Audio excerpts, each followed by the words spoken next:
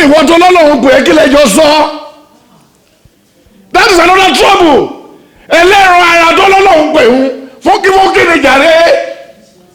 Ẹ̀jẹ̀ ká jáwọ́ òní ẹ̀jẹ̀ ká jáwọ́ nínú àpọ̀n tí ó yọ o.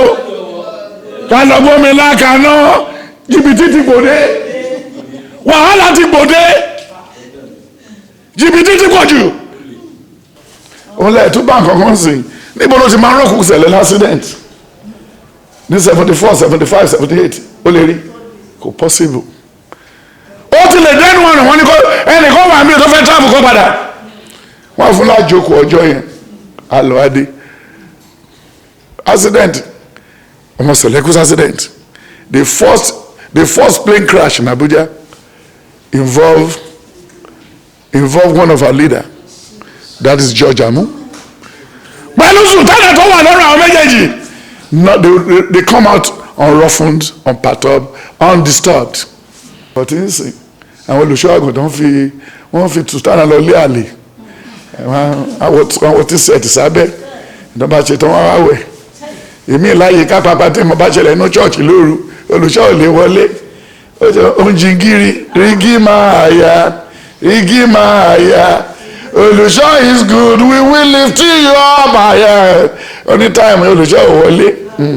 Ó sùn rẹ̀ síbẹ̀ ọ̀dà ló fi ń dà sórí olùṣọ́ ọ̀ranù àti rásẹ̀. Èmi mo fẹ́ kọ́ chọ́ọ̀chì ẹlẹ́lọ́pẹ̀ yá àjọ wa láti ọjọ́ kíni ṣé gidi bá ṣí mọ́tò àbí fìrì bá mú bá ẹ̀jẹ̀ bẹ́ẹ̀ tó mú kọ́kọ́rọ́ dání ló bá ṣe. Mo ti reject 5 million méjì bẹ́ẹ̀ ni ṣe ní àkáǹtì mo ṣe gbàdúrà ògbóni ni owó èèyàn lè wá síbẹ̀. Ẹ má ṣe lọ́ọ́ Christmas yìí o ọdún yìí ò farare wá kò dé farare lọ o ẹ má lọ yáwó ẹ má lọ lé anybody láti lọ tọrọ owó o ẹ má ṣe kọjá àyè yín ṣùgbọ́n ẹ tíra àti pẹ́ lẹ́sẹ̀ mẹ́rin ẹni tí ò bá lówó ẹ kóra jọ ẹ pé wúrẹ́ tó bá le jù tó bá dẹ̀ díjú jù ẹ lè kóyàn mẹ́jọ Exodus 12 from verse 12 to 17 only the family is too small for one expound it ẹ fáwọn èèyàn lóúnjẹ ní on the first.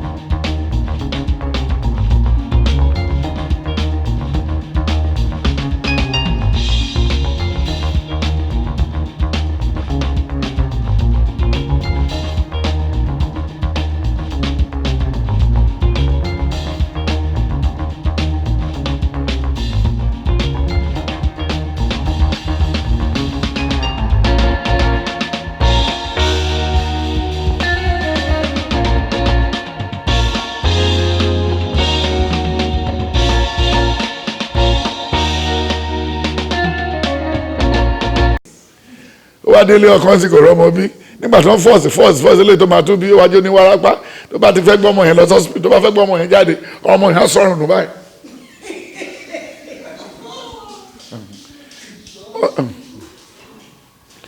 Wọ́n gbèdè lásán ọmọ tó wà lọ́rùn fún kó máa ru kiri. Òun làwọn aráalé yìí tó ṣàgbèrè l'Amẹ́ríkà tí gbogbo ẹ̀tọ́ fi ń gbowó lọ́hùn wọn náà bí disable mẹ́rin wọ́n sanwó wọn fún wọn disable ní London disable association disable ọmọ mi lè wá bàmí àkàn tó tọ́ sójú ìyá ẹni bó ṣe máa ń ṣe nìyẹn ṣé irú ilé graduate.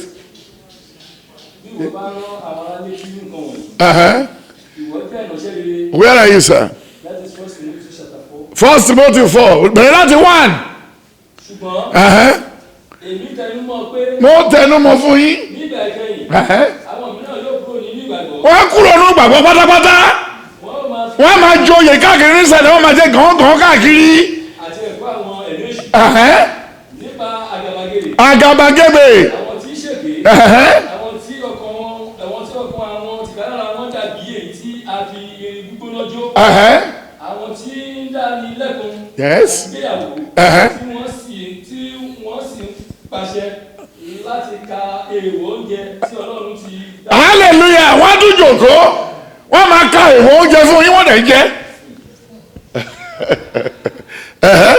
nítorí gbogbo iṣẹ́ Ọlọ́run ti dá. dáradára ni. iṣẹ́ ọ̀pẹ tí ó yẹ kápọ̀. Yes. Bí a bá fi ọpẹ́ gbà á. Hallelujah. Tí a bá fi ọpẹ́ gbà á. Ṣé àfọpẹ́ gbà já? Àfi ké la fi gbà á. Ké la fi gbà á? jìbìtì. Ká máa wá àwọn obìnrin tọkọ ẹ̀kú káàkiri àyè akọrin. Àtàwọn tó bóra tán. Ṣé obìnrin pupa wà ṣá?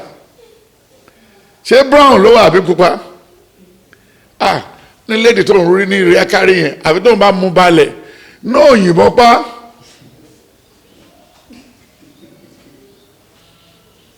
Ọjọ́ tó ń dẹ̀ máa pàdé ọjọ́ yẹn ló lu mágùn ṣé kò parí ẹ̀wọ̀n wá kan pupa wọ́n á gbé nǹkan brown fún. Yes. Bí wọ́n bá rán àwọn arálétí gan wọ̀nyí. Yes. Ìwọ yóò jẹ́ ìránṣẹ́ rere ti Kristi Jésù. Ìwọ yóò jẹ́ ìránṣẹ́ rere ti Kristi Jésù. Yes. Tí a ń fi ọ̀rọ̀ ìgbàgbọ́ àti ẹ̀kọ́ rere bọ́. Èyí tí wọ́n ti ń tẹ̀lé. Yes. Ṣùgbọ́n kọ́ ọ̀rọ̀ asán àti ìtàn àwọn àgbà obìnrin sì máa tọ́ ara. Hallelujah. Máa fi àwọn àgbà obìnrin sínú kábínẹ̀tì ẹ̀. Yọ wọ́n kúrò mẹ́ẹ̀. Odó ló má gbàgbẹ́ ìgbẹ̀yìn. Kò síbi tóbìnrin ò ti lè bínú. Kò dẹ̀ síbi tóbìnrin ò ti lè sọ̀rọ̀ burúkú. Kò dẹ̀ síbi tóbìnrin ò ti lè bàrà jẹ́. Kò sóbìnrin tó gbádùn. Ṣọ́ àwọn àgbà obìnrin dáadáa. Sì máa tọ́ àwọn ará sí ìwàdí Ọlọ́run. Nítorí ṣíṣeré ìdárayá ní èrè díẹ̀. Ṣùgbọ́n ìwàdí ṣíṣeré ìdárayá èrè díẹ̀ ló wà nínú oníyẹ̀yẹ́ tó ká bíbélì tó ṣe anything. Wọ́n ní máa yẹn wà jófíà wèrè ni o. Ṣùgbọ́n ìwàdí Ọlọ́run ní èrè fún gbogbo fún ohun gbogbo. Ó ní ìlérí tí ayé ìsinsìnyí. Yes. Èyí tí bọ̀.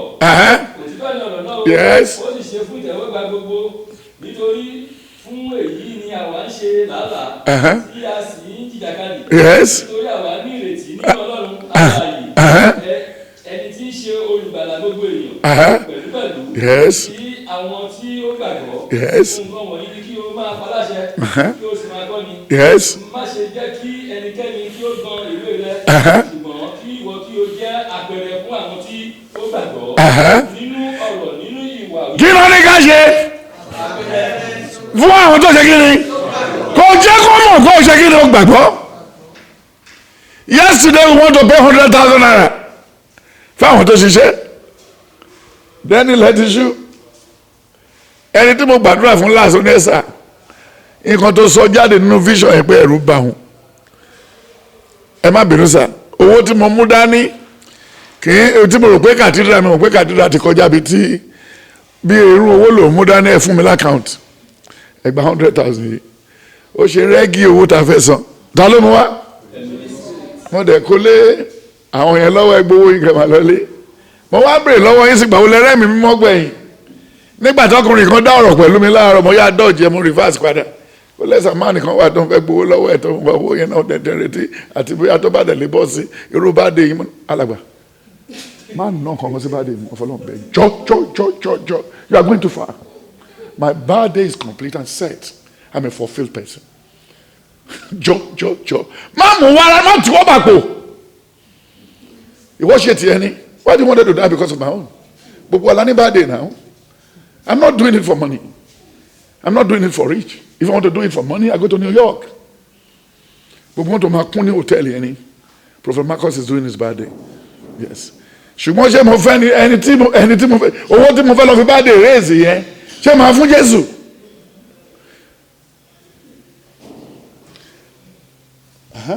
Nínú ọ̀rọ̀. Yes. Nínú ìwà yíwù. Nínú ìfẹ́. Nínú ẹ̀mí. Nínú ìgbàgbọ́. Yes. Nínú ìwà mímọ́. Títí èmi ò fi dé. Hallelujah. Títí èmi ò ṣe kí ni tí ò fi padà wá. Máa tọ́jú ìwé kíkà. Àti ìgbaniníyànjú. Yes. Hallelujah. Kí ni mo tún kọ lọ́wọ́ yìí? No, mo ń kọ̀wé mo ń kọ ìwé àsọtọ̀ mo tún kọ ìwé mo tún sọ̀rọ̀ ìwé fún yín títí o máa fi ṣe kí ni tí o máa fi dé in another 2 hours ní sàwọn ọmọ mi àwọn náà gbà yìí lọ́dọ̀ bá ti wọnú àgbà yìí wọ́n lọ rí ewúrẹ́ wá mo fẹ́ pẹran fún wọn èmi mo kó wọn lọ mo tún wà láyé àti kó wọn padà for 22 years ògo ni fún Jésù Kristi lókè. lẹ́yìn ìgbà yẹn lẹ́sẹ̀ máa bẹ́rù ní fẹ́ǹsì pé wọ́n ti fún yín lábọ́ wọ́n ti fún lóúnjẹ. ìsí ọkàn yìí ó yẹ ká gbọ́ oúnjẹ lọ fáwọn afọ́jú ni kì í ṣe fún ẹ̀yin ẹlẹ́ṣẹ̀ ẹ̀kàn máa jẹ́ for nothing. máṣe aláìní ẹ̀bùn tí ń bẹ lára rẹ èyí tí a ti fún ọ nípa ìsọtẹ́lẹ̀ pẹ̀lú ìfọwọ́dà máa gbà. Yes. máa fi èsì nǹkan wọ̀nyí. Fi ara rẹ fún wọn. Yes. Yes. Kí ìlọsíwájú rẹ kí ó lè hàn gbangba. Hallelujah. Kí ìlọsíwájú ìbùkún ẹ kó lè máa jẹ́ ẹ̀fọ́rí fún àwọn aláìgbàgbọ́. Ó mọ iye àwọn tó ń bá mi jà lórí kàtídà ẹni. Wọ́n jà tán nínú street pátápátá. Ìbínú ẹ̀ tún wọnú church. Ó tún wọnú àwọn òṣìṣẹ́. Mi ò tiẹ̀ rí tí wọ́n rò. Àjọ pín kádàrá mi kan. Ẹni tí ò bá wọ̀ fún kó gbé báàgì kó máa lọ lé ẹ̀. Ẹnìkan ti débírí tó sọ fún pé ìyá Jeremiah bó ṣe jẹ́ lùkúdì bó ṣe gbé lùkúdì mi tó ṣe rọ́ọ̀kì ó kọ́ lérí ń bí ìṣòro tó kọ́ mi. Àwọn dẹ̀ ti dé ń sìn kó sún sẹ́yìn fún àwọn náà fẹ́ dúdú kó tí wọ́n mú ni wọnú ilé kó fọ́gàn náà ṣe bó fowó wọnú ilé kó gbé jìgà. Their exhaustion, their thinking, the way they carry themselves is all wrong. Low mentality, rubbish mentality. Ẹ jọ̀ọ́, èló ni sálárì mi láti ọjọ́ tàbí bẹ̀rẹ̀.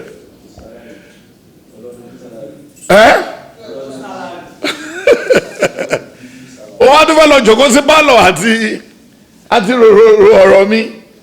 Ó màmá fọ́ lójú ọ̀mà kù. Ó sì ń fojú rí ìṣòro yà máa dánú dùn. Tó bá dẹ̀ ti tún fi nǹkan bò ẹ́ lójú ìṣòro wọn sọ pé kí náà tó tún ṣe é sè. Wọ́n máa ti gbé yunifásitì wá láti Canada. Elisha Martin University. Wọ́n tẹ̀lé wọ́n máa ṣe television station. Gbogbo ẹ̀ tí wọ́n pipeline. I ma work on television and at radio. Television and radio to advise the youth. Hallelujah. Hallelujah.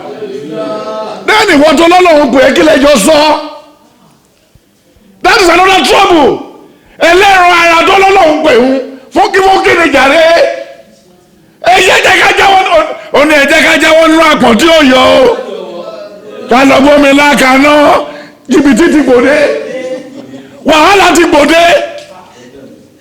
Jìbìtì ti pọ̀ jù. In the name of Jesus Christ. It's well. Ẹ ti wà okay. Ẹ máa wà okay. And where is the Holy Spirit to coordinate? 1 Timothy says, from verse 4 to 10. Hallelujah. Hallelujah. Àwọn tó ń bá mi jà tó ń sọ̀tẹ̀ lórí ìlọsíwájú mi àti kan tí mo ṣe fọ́lọ́run wọ́n ń gbéraga wọ́n mọ kankan. Hallelujah. Ìfẹ́ kí ni? Ìyàn jíjà náà ni. They're just making noise. Wọ́n ṣe kàntì. I was alive.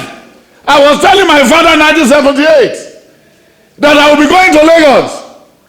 And I'm going to live in 3-bedroom in a 3-story apartment. Tí n bá máa dẹ́kọ̀ọ́, ibi tí n bá máa gbé ajá àjàkẹ́ta. Níbo la gbé lọ́wọ́ sí? Lẹ́yìn yẹn mo máa kọ́ kàtúndà fọlọ́hún. Kí n tó kọ́ lè tèmi. Ó ní ṣé wọ̀nyí ò ní pọ̀ jù ẹjọ́.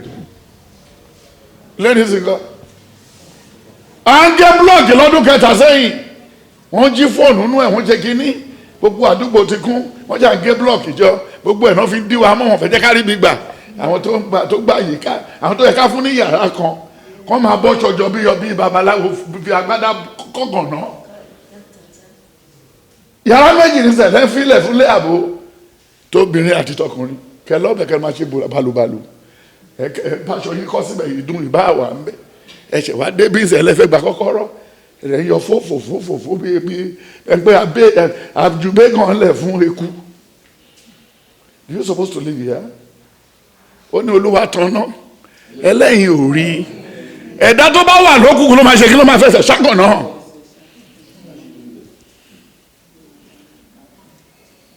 Go back to the drawing board. Go and look for your Holy Spirit and where you lost it.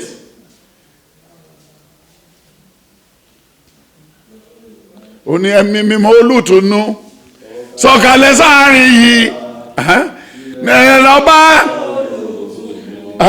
àwa ṣeré tirẹ̀ ọba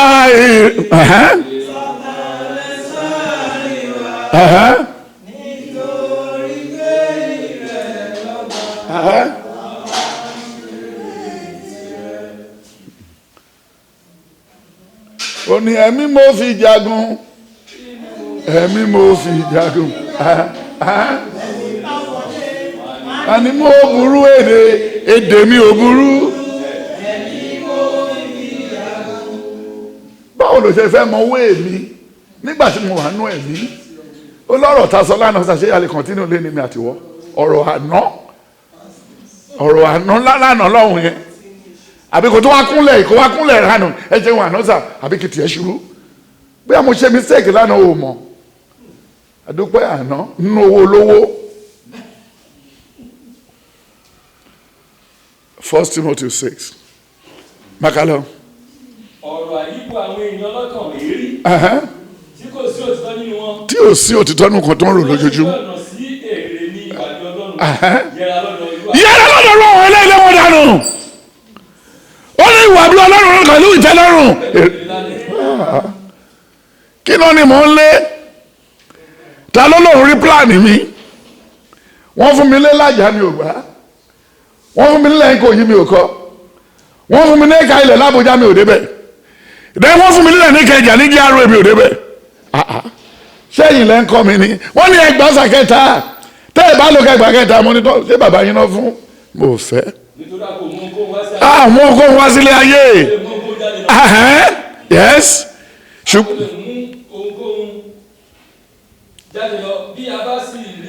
Tá a bá ní oúnjẹ ta lọ́gẹ̀dẹ̀ dúdú jẹ àti kókò ká fi kun epo ká dẹ̀ lọ sùn ṣé léyìí ò tó? Yes. Àwọn tó fẹ́ di ọlọ́rọ̀. Ṣebí irú ni ẹ̀bọ́jú ilẹ̀ ẹni tìyàwó Abacha ẹni tàbájà ẹni tàbíọ́lá àwọn obìnrin múra títí sojú wọn bàjẹ́ níwájú Olúwa.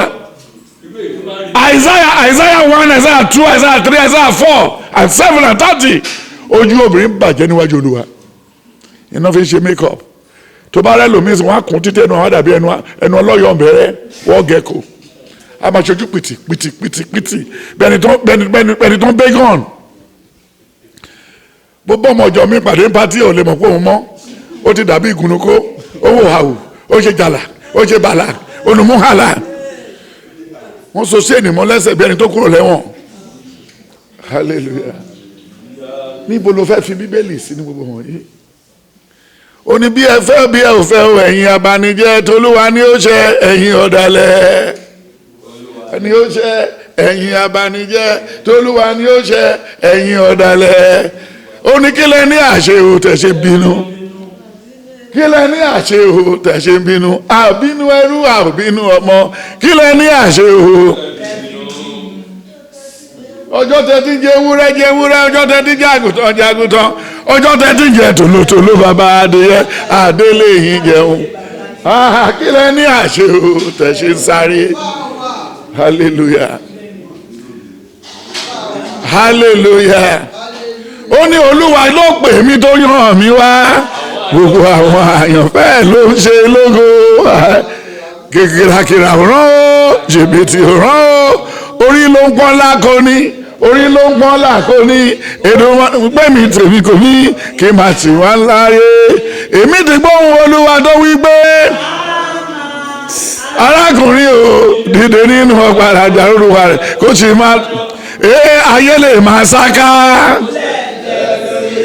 ayé tún lè máa wẹ̀yìn wọ́n tún lè máa sọ̀sọ́ kú sọ náà ní máa sọ pé o gbọ́ lẹ́ẹ̀dẹ́m ṣe ẹ fílẹ̀ àti gbóhùn tó jẹ́ rí. Hallelujah. Hallelujah. Hallelujah. Kẹ má dàbí pé mo fẹ́ kó yín láyà jẹ máa fi yín lẹ́kẹ̀ẹ́ máa bá ti yín lọ. Tẹ́rí hallelujah. Ó ní máa tẹ̀yìn lọ́rùn ẹ̀yìn ẹ̀dá ọmọ ayé. Olùṣọ́ wa wò kìtì tó rántí orin chief commander. Ó ní ẹ dákun ẹ fèyí kọ́gbọ́n. Bẹ́ẹ̀ ni kò sọ́gbọ́n tó lè dá, kò síwá tó lè wù, kò sọ́nà tó lè gbà. Nítorí ilé ayé ògbàdì ẹ̀yìn.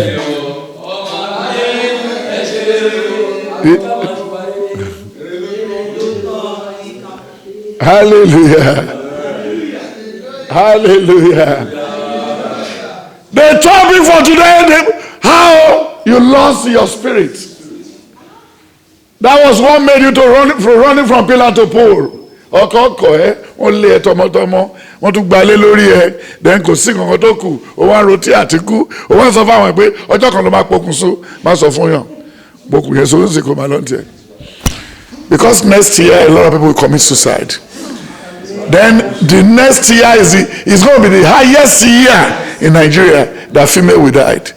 Ìyàwó ilé àwọn tó ti kọ́kọ́ àwọn tó ń bọ́ lọ pati oní pati tí ọkùnrin 70 bá kú obìnrin 3,000 ló bá kú for next year even before July ẹ̀rọ àti máa bá yìí ẹ̀kọ́ máa gbọ́ pé lábáyá ti kú ó láwọn tó kọ́ ba ìlú yìí jẹ́ olùwàgbálẹ̀ wọn ìdí náà dẹ̀ fi bàálù yìí jẹ́ olùwà make sure pé ìdí máa wọnú abẹ́ wọn. That's what he said. Hallelujah.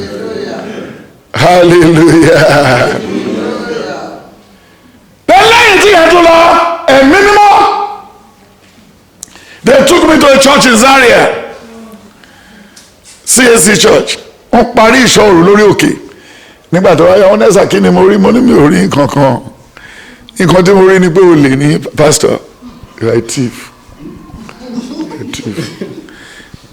Jọ pé ọ̀kadà tó ń rà fún ẹ tó gbé wá láti ìsàlẹ̀ tó ló tà ní ọ̀hún ó ti ta jẹun. Dẹ́ni ìyàwó ẹ wà ń bí papọ̀ mi ò mọ̀ ó lóyún obìnrin ló wà nú ẹ̀ ó máa bímọ ní next week. Ṣùgbọ́n tó o bá tètè yí padà kó fi chọ́ọ̀chì yìí lẹ̀ kó lọ́ọ́ máa ṣiṣẹ́ torí Ọlọ́run ò pè é o. Ó ń rí àwọn pípò yìí jẹ ni o. Ó ń ṣe kí ni ó ń rẹ wọn jẹ. Ó ní kí n máa gbàdúrà fáwọn tó kù pé àríra létà mọ́lẹ́mí àti wọlé ríra.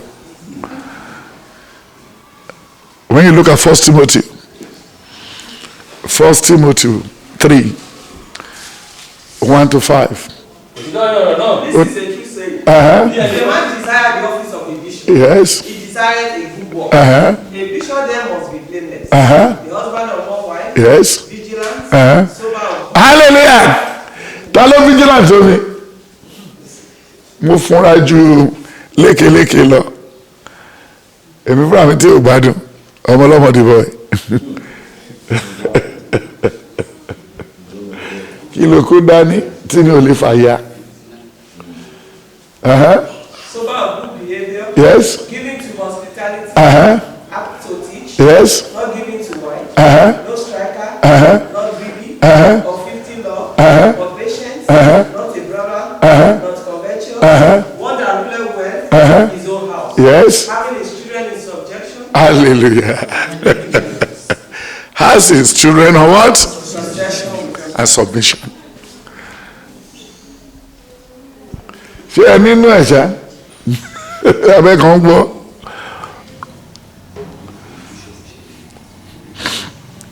Ó ní ọ̀nà tọ́lọ́run gbà ṣòro láti ṣe ìṣẹ̀mí. Ọ̀nà rẹ̀ nìkan kò mọ̀.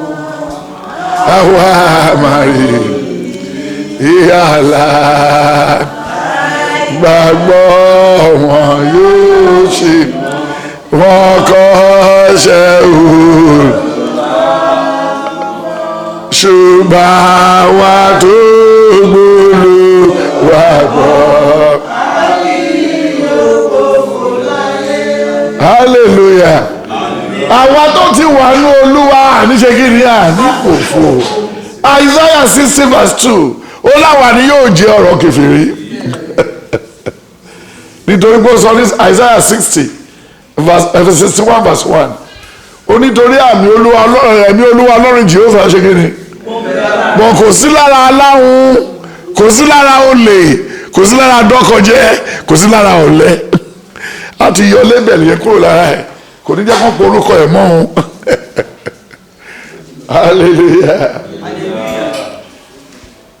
Ó ní Ọlọ́run dáadáa lọ́lọ́run tèmi, Ọlọ́run dáadáa lọ́lọ́run tèmi, ó ṣe mí dáadáa, ó wà dáadáa, Ọlọ́run dáadáa. Ṣé rí ìbò Amẹ́ríkà? Donald Trump ló win gẹ́gẹ́ bí wọ́n ṣe pín, gẹ́gẹ́ bí àkọsílẹ̀ èṣù. Ṣùgbọ́n bàtí pressure pọ̀ ẹ̀sà, Olúwa máa bá yín sọ̀rọ̀, Olúwa máa bá yín sọ̀rọ̀, ẹ jẹ́ ká fọwọ́ ránṣẹ́ sí yín, ẹ bá wa ṣe kíkíní ìyípadà. Nígbà tó dẹ̀ yípadà tán, wọ́n ní wòlíì yẹn ò ríran dáadáa. Ṣé pé wọn ò mọ̀rọ̀ sọ, kàtìkàtì ti bá wọn. Nígbà tí Donald Trump wà ń bẹ̀, ó rán wọn látàyè lọ sọ́run mẹ́ta ojúmọ́, wọ́n lọ wo ọ̀run wa. Tó bá gbóhùn ló tún pàpà wọlé, àwọn mi àti padà wálé ọdún wọn ní lọ́wọ́. Àmọ́ pẹ́ta máa ń dún, à ń lè ṣọpẹ́. Ẹ̀mí mímọ́ dára, tí a bá lè tẹ̀lé ẹ̀mí, òtítọ́ lẹ̀mí. Ẹ̀mí mímọ́ òtítọ́ ní orúkọ ẹ̀kejì ní òtítọ́. Ṣùgbọ́n tó o bá ti lótìtọ́, o ti kú nígbà tó wà láyé. Ẹlòmíín fọmọ káàkiri ń sìn, wọn lọ wọ ọmọ mi níbi tó wà, wọn ò ṣe anything, wọn ò rẹun, wọn náà ọmọ fẹ́ jèrè, ẹ lè jèrè ẹ. Ẹ̀yin kọ́ lẹ lọ́mọ. When you look at Exodus 10 verse 20, Exodus 8, Exodus 9, Exodus 12 from 12 to 14, Exodus 13, ó nígbà tí àwọn ọmọ Ísírẹ́lì ń lọ, ó láwọn ọmọ Íjíbítì ń sin òkú ara àwọn àkọ́bí wọn. Ẹ ṣe fọ́mọ ọlọ́mọ, ẹ̀mí mọ́ ló lè jẹ́ kéèyàn ṣe nǹkan kó kárì. Tó bá ti di pé ṣe bí mo ti sọ fún ẹgbẹ́ nìkan ti sáàbù ń bí báyìí rí, ọlọ́run náà nìyẹn, eléyìí náà ti ẹ̀ gbé, kò sẹ́yìn ọ̀nà ẹ̀, kò sí gbogbo ẹ̀ mọ́ ní ìyá alágbájá, ìwọ tí mo mọ̀ ló máa sáàbù pẹ̀lú àwọn ọmọ mẹ́rin tó ti sáàbù ilé ẹ̀ ó pé ó wá rántí ẹran mọ̀ ní kó gbé láìsí wọn. Nígbà tá a máa ti ṣí bíbọ̀ abẹ́ran mẹ́rin lábẹ́, ó bu ráìsì lé lọ́gbà church. Ṣé oúnjẹ ló wá jẹ ń bí? Nígbà tí ẹnìkan ní pèsè, ó gba ti dádì, ó gba tara ẹ, ó gba tàwọn ọmọ, ó gba tàwọn tí ò sí lé. Ṣé wọ́n gbálẹ̀ láàárọ̀ ṣá? Ṣé ẹ̀yin ní ìpèsè tọ́ sí? Ṣé ẹ̀yin ní ìpèsè tọ́ sí? Ìpèsè tọ́ sí àwọn aláìní, àwọn tí ò ní hope falẹ̀. Hallelujah. Nítorí àìsínú, ẹ wo sẹ̀lẹ̀, mo ti sẹ̀lẹ̀ dà, ẹ wo sẹ̀lẹ̀ bálabàlá. Ọ̀ṣọ́fà ló kó bá wa, bọ̀ tó ń kọ̀ láti náwó yẹn sí lójú. Ó dìgbà tá a bá gbà pé ká tọrọ fún ìdáríjì ẹ̀ṣẹ̀ tí Ọ̀ṣọ́fà kó bá wa. Ọ̀ṣọ́fà kọ́ ló ní sẹ̀lẹ̀, ó kó bá wa. Ọ̀ṣọ́fà kó bá wa ó pọ̀ jù, ó fẹ́ bá gbàgbọ́ wa jẹ́.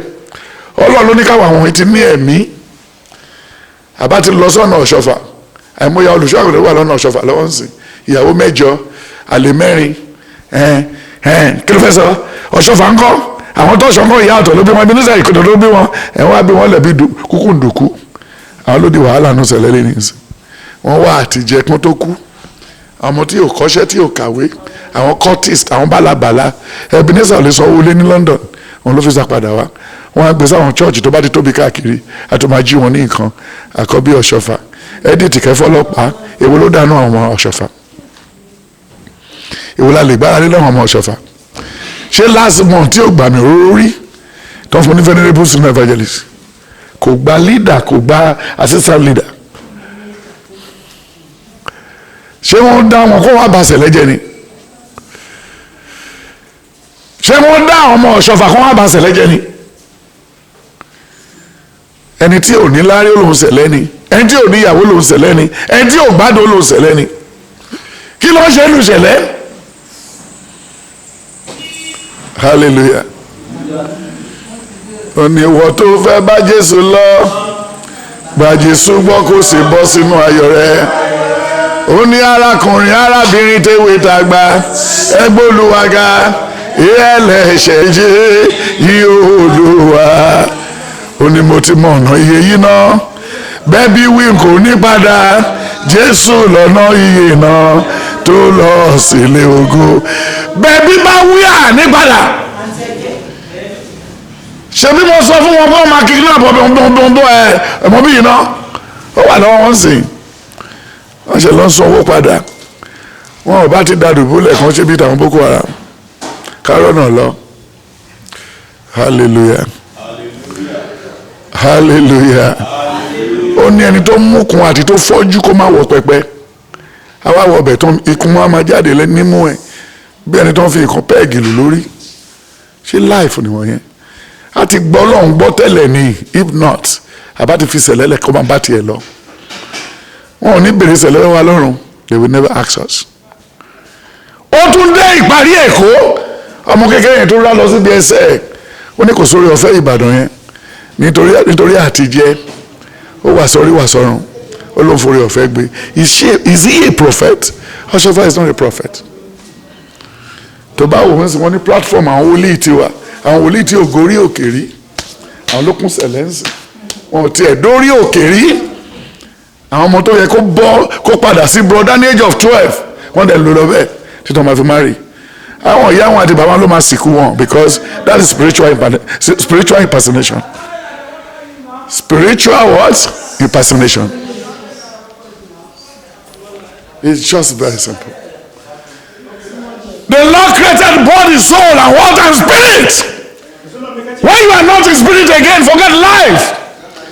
Then they will be asking you to keep body and soul together. Body is going to the grave. Soul is going to the grave. But the Holy Spirit will depart and go. And give the verdict and give the report. Because bá ṣe rìn tí a ti rìn pẹ̀lú òjìji wa káàkiri wọ́n rìkọ́ọ̀dù ẹ̀ mo ṣe bá ṣọ́dọ̀ ìdí sọ́lá yẹ ọjọ́ ẹnìgbà tó lọ jí engine ní Èkó hotel gbogbo sẹ̀lẹ̀ tó wà ní Èkó hotel ń sáàkì torí pé wọ́n fẹ́ rìtáyà wọ́n fẹ́ lé lọ gbé engine mọ́tò ó pààrọ̀ ẹ̀ hallelujah all worst thing is in the church. Olùṣọ́ àgùntàn bá kíyàwó níyàwó mọ́lẹ̀ bàbá má forí kan ó pa ọkọ ó gbàyàwó ó ṣe gbogbo ẹ̀ mail and destroy they are not in spirit. òun lẹ́yìn tó bá nǹkan kan sìn níbo ló ti máa ń rọ́ọ̀kù sẹ̀lẹ̀ l'accident ní 74 75 78 ó lè rí kò possible. ó ti lè dẹ́nu ọ̀nà wọn ni ẹnìkan wà mí tó fẹ́ táàbù kó padà wọ́n fún lájókòó ọjọ́ yẹn alọ́ adé accident ọmọ Selekus accident the first plane crash in Abuja involve one of our leader that is George Amu pẹ̀lú sultana tó wà lọ́rùn àwọn méjèèjì they come out unroughened unperturbed undisturbed but n sìn àwọn olùṣọ́ àgùntàn wọ́n fi sultana lọ lé àlè àwọn tí sẹ̀tì sábẹ́ ìdánwò ṣe tán wọ́n wá wẹ̀ èmi láàyè ká pàpà tí mo bá ṣẹlẹ̀ inú chọ́ọ̀chì lóru olùṣọ́ ò lè wọlé oúnjìngírí rígí máa yá olùṣọ́ is good we will lift you up àyà anytime olùṣọ́ ò wọlé ó sùn rẹ̀ síbẹ̀ ọ̀dà lọ́fíńdà sórí olùṣọ́ ọ̀ranù àti rásẹ̀ olùṣọ́ tó yẹ kó sunu pẹpẹ ní December láti October ló yẹ kó ti ṣí sínú pẹpẹ wọ́n jà fún waterbed ṣé láti bí lọ sọ́run ẹ̀rọ tí kò tá fi ń gba ìdámẹ́wàá òní ayọ̀ ní tèmi látàyé lọ sọ́run èmi kò ní já Ọlọ́run lókè sọ́ndámẹ́wàá rẹ̀ sọ́ndámẹ́wàá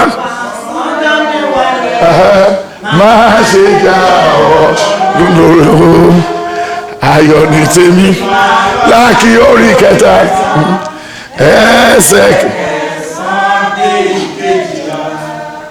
a whole motorcycle repair ní Ṣógúnlẹ̀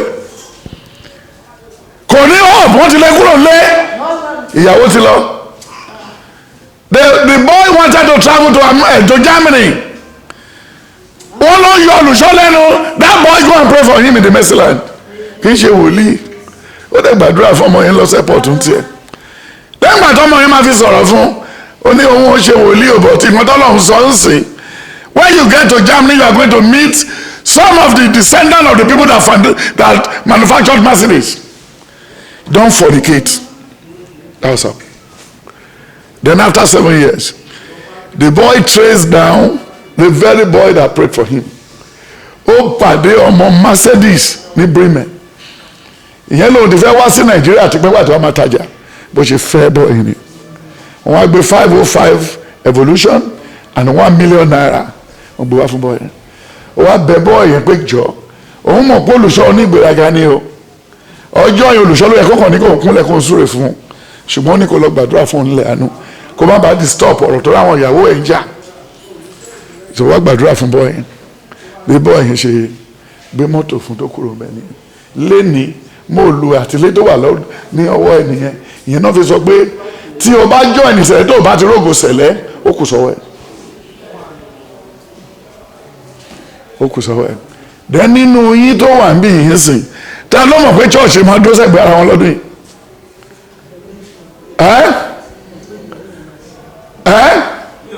Èló ló ti gbà lọ́wọ́ yín? Ẹ lówó ẹ̀ ní ẹ̀mí mo fẹ́ kọ́ chọ́ọ̀chì ẹlẹ́lọ́pẹ̀ yá àjọ wa láti wáyé kíni ṣé gidi bá sí mọ́tò àbí fìrì bá mú bá ẹ̀jẹ̀ bẹ́ẹ̀ tó mú kọ́kọ́rọ́ dání ló bá ṣe. Mo ti reject 5 million méjì bẹ́ẹ̀ni kì í ṣe ní àkáǹtì mo ṣe gbàdúrà ògbóni ni owó èèyàn lè wá síbẹ̀. Tó bá níyàwó méjì tó bá wọ ọbẹ̀ yẹn bẹ́sẹ̀ òwú ikùn awú wàrà mi ó ní agbára èṣù dá níbi tí Jésù tó ń jọba agbára èṣù dá. Hallelujah. So we are going to round up the last topics. God created body, soul and spirit.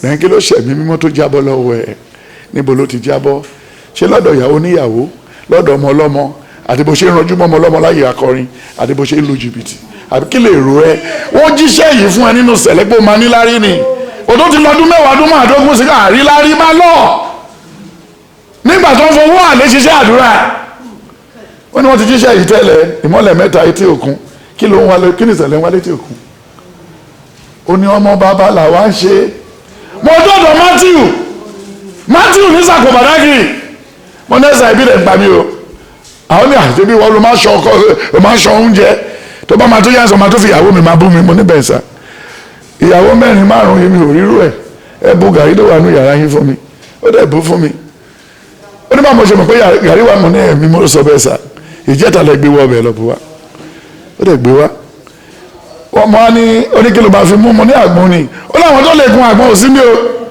àwọn tó lè bá gun àgbọn òsín mo ní ẹ má wọrí sí àgbọn ni máa fi mú eléyìí tó ti gbẹ dàrú ìtọ̀wọ́ yẹn ló ti gbẹ mo dẹ̀ débẹ̀ ẹ̀mí mímọ́ sọ̀kalẹ̀ ẹ̀mí mímọ́ sọ̀kalẹ̀ ìyẹn ló máa wà ókè lẹ́yìn mo ṣe náwó sí àgbọn jábọ̀lẹ̀ mo gbé mo fàyà mo jẹ́ kó mọ́ mu gàrí mi ó tún dájú pé kí ẹlọ́jọ́ nínú ìyàwó 3-4 kí ìyá tó máa wúkọ́ gbà tó ń lọ lọ́nà. God created 1 man 1 wife. tẹ bá fẹ́ fi nǹkan lẹ̀ sáyé lọ ẹ máa sọ nǹkan kí létí àwọn ọmọ yìí Ọlọ́run ṣe ìyanu má máa sọ létí wọn. ìwọ tó lọ sí tẹ́jú oṣù tó lọ yáwó skul ẹ̀ wá tó lọ́lọ́ ṣe ìyanu ó sọ fún mi lọ ṣe fún abàrà làmọ́lẹ̀ ọmọ ilé lọ máa ṣe lébùrà láàrin ẹ kó lè kọ́ra ẹ àbí. Not to kill his own strength. May the Lord bless you. Any question? That is your gift for Christmas. Ẹ má ṣe lọ Christmas yìí o ọdún yìí ò farari wá kò lè farari lọ o ẹ má lọ yáwó ẹ má lọ lé anybody láti lọ tọrọ owó o ẹ má ṣe kọjá àyè yín ṣùgbọ́n ẹ tíra àti pẹ́ lẹ́sẹ̀ mẹ́rin ẹni tí ò bá lówó ẹ kóra jọ ẹ pé wúrẹ́ tó bá le jù tó bá dẹ̀ díjú jù ẹ lè kó yàn mẹ́jọ Exodus 12 from verse 12 to 17. Only the family is too small for one. Expound it. Ẹ fáwọn èèyàn lóúnjẹ. Ẹ fáwọn èèyàn lóúnjẹ ní on the first. Ẹ fún àwọn èèyàn lóúnjẹ ní on the first. Kẹ má bàa di òkú ní 2021. Because obìnrin máa kú dẹ́ndẹ́ nílùú yìí. Á pọ̀ jù. Wọ́n láwọn ló bẹ̀rẹ̀ ibi. Ọ̀rọ̀ abẹ́ òkúta náà wọ́n ní bẹ́ẹ̀ ni àbí bẹ́ẹ̀ kọ́. Reverend ló lọ sí kọ́ọ̀sì kó tó dé. Ìyẹn ìyàwó bàbá Fẹlá Fúnmiláyọ̀ Kútì ó ti gbé nǹkan ẹ̀tọ́ ó ti fi ṣàlejò kí bàbá tó dé. Ìgbà tí bàbá máa calculate months wọ́n rí pé kò bára mu. Wọ́n ní tẹ́ bá ní kí wá sí kò mọ̀ máa wá oníṣùgbọ́n bẹ́ẹ̀ ni dàbí bẹ́ẹ̀ kọ́.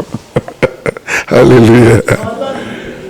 Ọlọ́run dáradára lọ́lọ́run mi, Ọlọ́run tó dára lọ́lọ́run tèmi, ó ṣe mí dáadáa. Ọlọ́run dáadáa. Ẹnìkan tó fẹ́ kó bá mi lánàá, wọ́n náà ti get guest house táwọn ọmọ mi máa dé sí. Mo ní wọ́n náà ti sanwó ẹ̀, àwọn ọlọ́pàá tó wọn gáàdì ẹ̀ títọ́ máa fi lọ. Ní Ìkòyí mo ní ọmọ mi ní Ìkòyí, bá ní kí n pè ní Ìkòyí Adé. Inú gbóǹbì la máa jọ jòkó sí tó máa fi lọ. Níbo mo ti kó wọn lọ? Ibi náà máa padà sí. Tálá bá tiẹ̀ jẹ́ rí, tálá béèrè bí bá sùn lọ́wọ́ ẹ̀ rí, tálá gba àdírẹ́sì ilé ẹ̀ rí, àkáǹtì mi tí mo lákàntì ṣá. Hallelujah. Àwọn ará Àbújá wọ́n ti ra màálù 3. wọ́n ní kọ́ tèkè ẹ̀ sí àwọn tèkó náà nígbà tó wọ̀ láǹsọ̀ akọ́lé tó kó wa a máa ṣe rí 6. tí ò bá jẹ́ corona airplane tó land ní airport gbogbo àwọn tó kúnnú ẹ̀ wọ́n náà bọ̀ ní báàdé Wòlíì Marcus àti ṣiṣẹ́ wọn èsì máa fẹ́fẹ́ but ó wà òkè ó dà kán wà láyé kan tún lè rí 70. Psalm 90 verse 4. Let's round it up. Then Psalm 24 verse 1, Psalm 26 verse 8. Then Psalm 17 verse 10. Then Psalm 10 verse 8. Then Proverbs 10 from verse 10 to 15. Then Exodus 12 verse 16, 17, 18, 19. Uh-huh. Uh-huh. Uh-huh. Yes. Uh-huh. Uh-huh. Ó yìnbọn sí ààrẹ àwọn kò lè wọlé ọ̀rá ni. Uh-huh. Uh-huh. Uh-huh. Uh-huh. Ó ti tó. Uh-huh.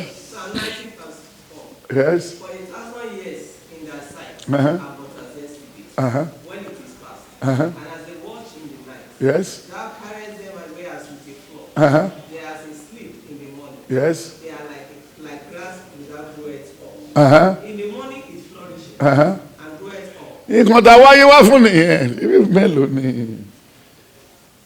nǹkan tí ò ní tìjú láyé lọ́rùn ní ikú. Ó ń ṣe ọ̀rọ̀ ìyàwó lọ́wọ́ o ṣe gbé mọ́tò ẹ̀ dé o wọ́n fẹ́ lọ sí Amẹ́ríkà o tó bá ti wọlé jẹ́ ìyẹn ni mo fi ń gbàdúrà kí tó kú yìí pé k'Olúwa jọ̀ọ́ sọ mí di áńgẹ́lì ikú tí wòlíì tó fi rán mi ó ná mi lówó kíkan máa fò káàkiri ẹni tó fẹ́ lọ fẹ́ yàwó níyàwó máa lò kọ́ ọmọ lẹ́yìn orí ẹni tó fẹ́ lọ bàtọ̀ ọmọ ọlọ́mọ jẹ́ tí ò fẹ́ jẹ́ kó ṣe ìyàwó lò kọ́ ọmọ lórí màmá ti lé ṣiṣẹ́ lọ ni màmá I will be working from home mi ò fẹ́ jẹ́ èèyàn mọ́ tó bá padà wá mo fẹ́ di áńgẹ́lì ikú mo ṣe àbẹ̀ Ọlọ́run kó lè fún mi tẹ́yìn bá fẹ́ ṣe gọ́vùnà tẹ́ bá fẹ́ padà wá ẹ̀ máa sọ tí tèmi ni mo sọ yìí ikú ò kí ń kọ́lé ikú ò kí ń ralẹ̀ ikú ò dẹ̀ kí ń lọ lóyìnbó ikú ò kí ń gba visa ikú máa ń lọ ibi tó bá wù ló ń lọ káàkiri tó bá gbọ́ pé ikú wà lábúlé Ẹ̀gbá ń sọ wárí àwọn olùṣọ́ wọn máa méré wọn ò ní wá sí rí ayé àbá rárá lóbi tán ti wá síbí kí ni mo ti ẹ̀já mọ́ náà ń sìn life tí ò ní mí ni any question yes sir. Yes, kò sí nǹkan tó jọ bẹ́ẹ̀ lọ́rùn. Yàbá mo fẹ́ mọ àwọn ọ̀kan ẹ bá àtúmọ̀lẹ̀ sí because ní Bible Jésù gba àwọn redeem wọ́n gba 100 days àwọn mountain of fire wọ́n gba 70-80. Mi ò dẹ̀ rí nínú Bible. Àtọwọ́dá òfin. Fin. The church is a clubhouse. Because That's mountain of fire. fire. Then when you look at the other one again, the redeemed, the man there is a hijacker. The church belongs to Akira from Ondo town. The man who trained from Ondo to through Ibadan down to Lagos. So the first one Akira obìnrin ló introduce me to the problem for motor sickness. Ṣé o tó bèrè òun náà ló wà homeless ní London l'Amẹ́ríkà yẹn. Gbogbo àwọn ọmọ Akíndayọ̀ pé báwa ló ti yọ kúrò ní ìdí. Ṣé Ọlọ́run ní ká máa bá ṣe parí ẹ̀sìn ìsìn gbogbo ẹ̀sìn tá a ń ṣe lérí àyí tá bá ní ká máa gbowó kí náà máa gbé wá. Pé àmọ̀jò owó lọ. Program mélòó la máa ṣe lọ́dún mi yàtọ̀ sí kórè. Nígbà táwọn alàgbà wá dé àwọn alàgbà àwọn olùṣọ́ àgbáyé àwọn Gbádémù àdúrà àti Báyọ̀ wọn náà fẹ́ bẹ̀rẹ̀ revival ní gbogbo abúlé ìrókò àti Ṣàngó mọ́ náà ẹ̀rọ rẹ̀ o wọ́n pè mí ní Dublin abẹ́rẹ́ tí pàtàkì pè mí mo ní mi ò dẹ̀ rí gẹ́gẹ́ bí ajíhìnrere o ẹ̀yin mẹ́tẹ̀ẹ̀ta tẹ́ ń sọ̀rọ̀ yìí o nígbà tí ìwé wọn máa dé jẹ́ bí ọjọ́ mẹ́ta síra ní corona àti ìwé yẹn fi jáde.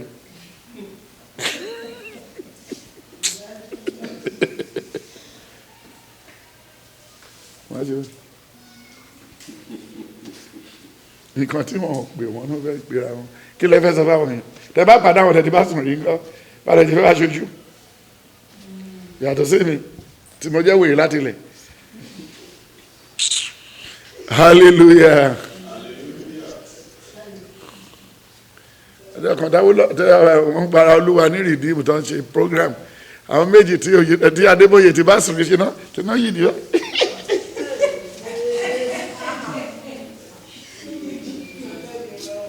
Former girlfriend ó ṣàgbèrè ó mu gúdà tọ̀run very bad man ó like ogun ìdẹ́pọ̀ Adébóyè. So when you look at all these things we should just know but Isaiah 58 ó ní irú àwẹ̀ irú eléyìí kan ni mo yàn ọjọ́ tó bá fẹ́ gbàdúrà tẹ́ bá tiẹ̀ ṣe mistake fẹ́ gbà àwẹ̀ ó lè gbúdọ̀ fi lè kọ́ tí kẹfọ́ náà rókà kẹpẹ ẹran káwọn èèyàn máa sọ oúnjẹ kó máa gbé fún wọn òtún wọn ò gbọ́dọ̀ jẹnu ẹ wọn ní irú àwẹ̀ náà ni dẹ́tí ìyàwó ẹ bá tí o bá rí ìyàwó ẹ tó bá lóun fẹ́ kó bá òun sùn ó gbọ́dọ̀ ṣe ara nínú àwẹ̀ yẹn náà ara ò gbọ́dọ̀ sáfara bọ̀tẹ̀ yín ṣe bá fẹ́ gba àwẹ̀ má fọkàn fíríjì yẹn o mọ́ínmọ́ín tó wà lókè àti yúgọ̀tì kò fẹ́ fi ṣínú mi o ẹwà láàwẹ̀ ṣẹ́kọ̀ọ́ tán ó kí kó fẹ́ lọ gbaṣẹ́ l'Àbújá ló bẹ̀rẹ̀ àwẹ̀ àbí wọ́n ní kó lọ sí Àbújá Ọlọ́run ní kó lọ bẹ̀. Just wasting your time. Nítorí kí àwọn fi ń gba àwẹ̀ ó gba àwẹ̀ ò rí níyàfó lórí nǹkan tí ò tẹ̀ sí tí ìwọ ò mọ̀. ẹ ṣe afẹ́ ẹ sì ń fi agbára múni ṣe gẹ́gẹ́ bí ìṣe yín. Yes. kíyèsí ẹ̀yin gbà rẹ̀ fún ìyà àti àwọ̀ àti lílù nípa ìkúùkù ìwà búburú ẹ má ṣe gbà rẹ̀ bíi ti ọjọ́ yìí kí a lè gbọ́ ohùn yín ní òkè.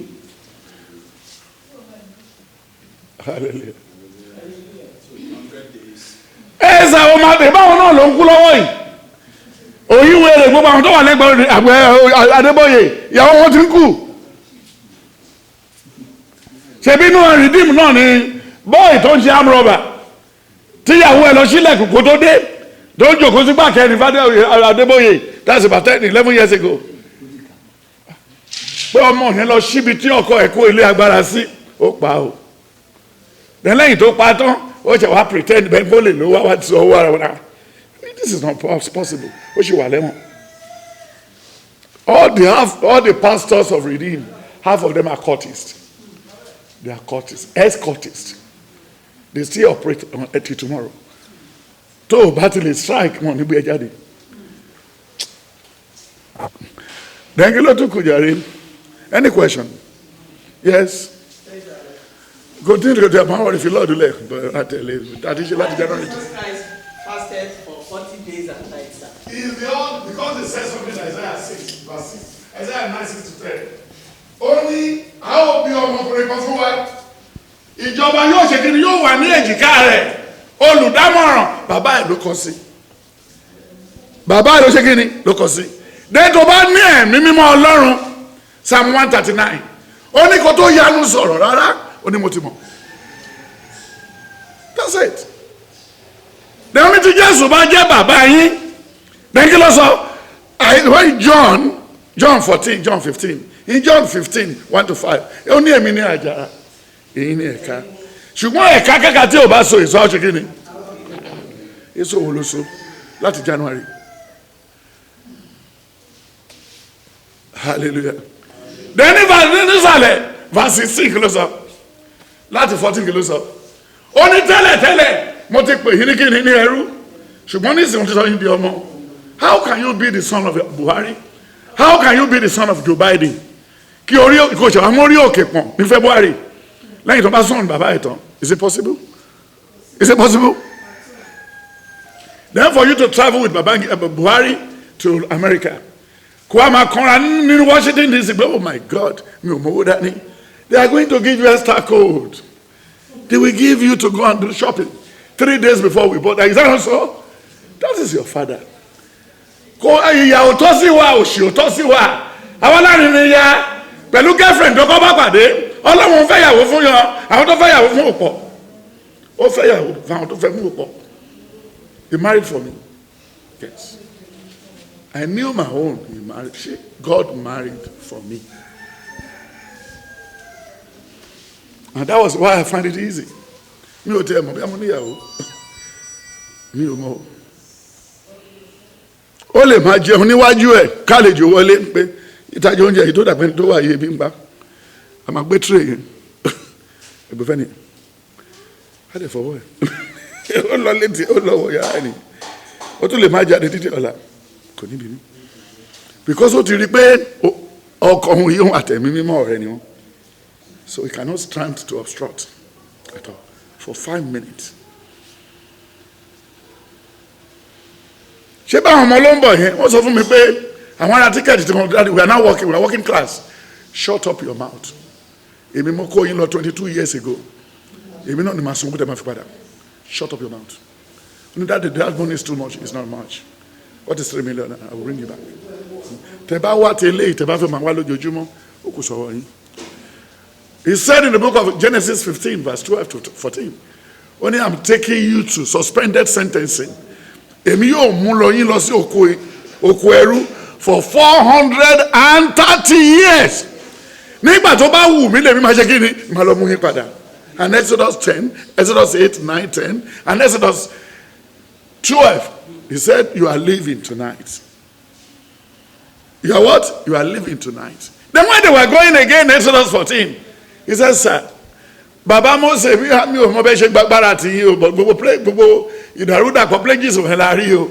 Ṣùgbọ́n ọmọ yìí ló ń bọ̀ lẹ́yìn wa yìí o. Ó ní Moses, the staff in your hand can still do the justice. Then just touch the, that's all. Ṣé ó gbàdúrà nìyẹn? Ṣé ó gbàwẹ̀? No. Ṣé ó gbàwẹ̀? Kò gbàwẹ̀ náà. Ṣé àwẹ̀ náà fi bí ẹ?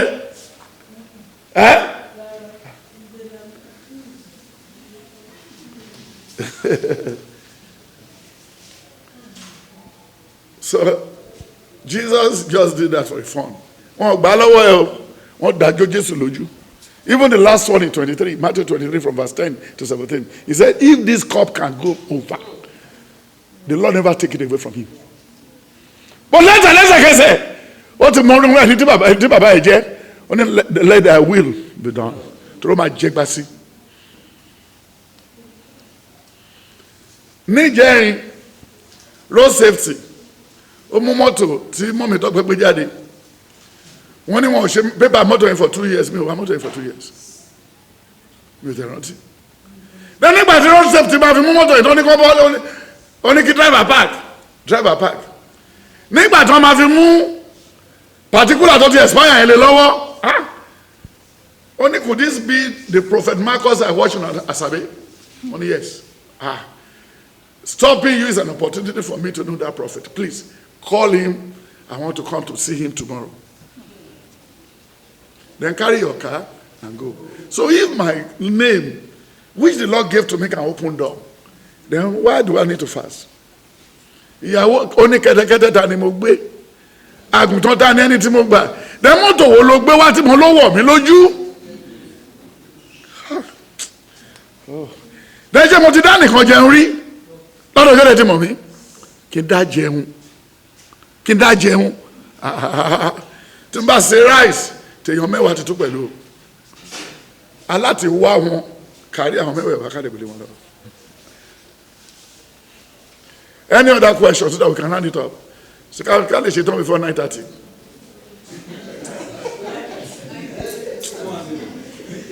No, ẹ máa ṣẹ́yìn lẹ́yìn o tó ṣọ̀fà bá ń wàásù ọgọ́ òkè ń ṣiṣẹ́ náà window lẹ́yìn gbà wọnú sẹ̀lẹ̀ John 10 ó yá John 10 1-5 ṣé ọgọ́ máa ń ṣiṣẹ́? John 10 who is reading ariwo yíyan kíkó ti Bible kan sí.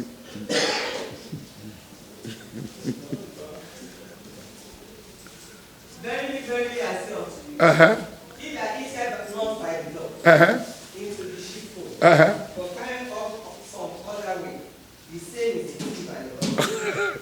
Pé bẹ́ẹ̀ jẹ́ pariwo mọ́ mi yẹn you are thief and robber. Ká Yorùbá ẹ̀.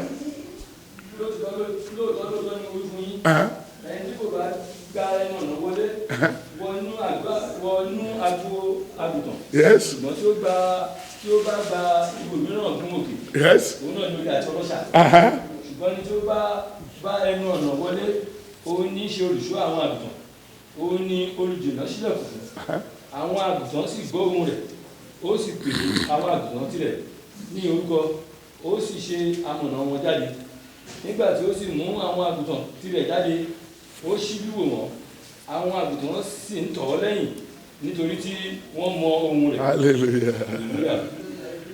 Ẹ jẹ́ ká round up àwọn ọmọ mi today. Jehovah, Jésù Kristi, Michael mímọ́, Olúwa Ọlọ́run ọlọ́pàá Ọlọ́run ìgbàlà. Wáìsì ọjọ́ àánú mi rèé Olúwa fàánú gbọ́ tàwọn ọmọ rẹ̀ wọ̀nyí. Tàgbà tó ọmọdé wa tá wà ń bí Olúwa fàánú kọ́ wa lọ́rùn. Má jẹ́ kọ́ ọmọ kú mọ́ wa lórí. Má jẹ́ ká ṣe lásán. Ayé ò ní ba tiwa jẹ́, àní wọlé lójijì. Ọ̀fọ̀ ò ní ṣẹ̀ wá, wọn ò dẹ̀ ní gbé wa pa. Ẹ̀rí náà ẹ̀rí lò, ẹ̀rí jẹ ẹ̀rí mu. Ọ̀rọ̀ yín kò ní bí Ọlọ́run nínú o. Ẹ̀mí mọ́ Olúwa dá padà fún wa. Ẹ̀mí mọ́ Olúwa dá padà fún wa. Kò ní bọ́ lọ́wọ́ wa. A dẹ̀ ní ṣẹ́kù, a ní tọrọ jẹ. Jésù Olúwa wa. Àmín. Bàbá sórí ọ̀fẹ́. Mímọ́. Mímọ́. Àmín.